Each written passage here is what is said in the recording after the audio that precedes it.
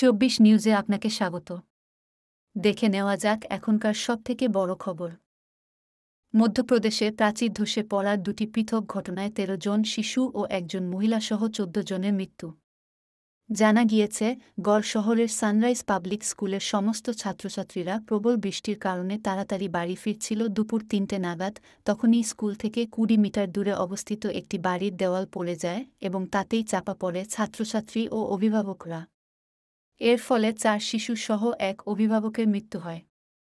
Police মৃতদের শনাক্ত করেছে আংশিকা গুপ্তা ৫, মান্য গুপ্তা ৭, সিদ্ধার্থ গুপ্তা ৫, অনুজ প্রজাপতি ৬ এবং রানী প্রজাপতি ২-৭। মৃতরা সকলেই মধ্যপ্রদেশের গড় শহরের বাসিন্দা। সূত্রের খবর, স্কুল প্রশাসন ও অভিভাবকরা দীর্ঘদিন ধরে ওই বাড়ির মালিকদের কাছে ভগ্নপ্রায় ওই প্রাচীর ভাঙার জন্য অনুরোধ করছেন, কিন্তু ওই বাড়ির মালিকরা তাতে কান দেননি। অতিরিক্ত পুলিশ সুপার বিবেক লাল বলেন, পুলিশ বাড়ির মালিক রমেশ নামদেব ও সতীশ নামদেবকে গ্রেপ্তার করেছে। দ্বিতীয় দুর্ঘটনাটি ঘটে রবিবার সকালে মধ্যপ্রদেশের সাগর জেলায়। একটি মন্দিরের কাছে একটি বাড়ির দেয়াল ধসে পড়ে ৯ শিশু মৃত্যু হয়। জানা গিয়েছে, শাহপুর গ্রামে একটি ধর্মীয় অনুষ্ঠান চলাকালীন এই দুর্ঘটনা ঘটে।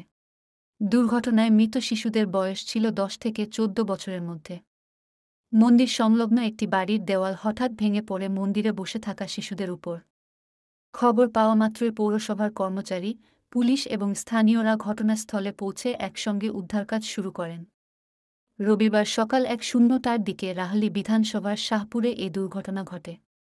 মধ্যপ্রদেশের মুখ্যমন্ত্রী মোহন যাদব শনিবারের ঘটনায় শোক প্রকাশ করে মৃত শিশুদের প্রতি পরিবারকে ২ লক্ষ টাকার আর্থিক সাহায্যের ঘোষণা করেন।